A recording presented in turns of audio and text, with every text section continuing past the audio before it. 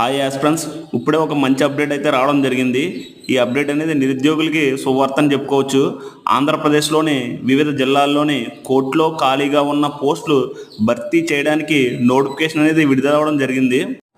ఒకసారి మొత్తం ఖాళీలు చూసుకున్నట్లయితే 1620 పోస్టులు అయితే ఖాళీలు అయితే ఉన్నాయి. వీటిని భర్తీ చేయడానికి నోటిఫికేషన్ అయితే రిలీజ్ అవ్వడం జరిగింది. ఒకసారి మనం ఆ పోస్టులు చూసుకున్నట్లయితే జూనియర్ అసిస్టెంట్ పోస్టులు 230 ఉన్నాయి. ఆఫీసర్ సబార్డినేట్లు వచ్చి 651 ఉన్నాయి. ప్రొసెసర్ సర్వేలు వచ్చి 164 ఉన్నాయి.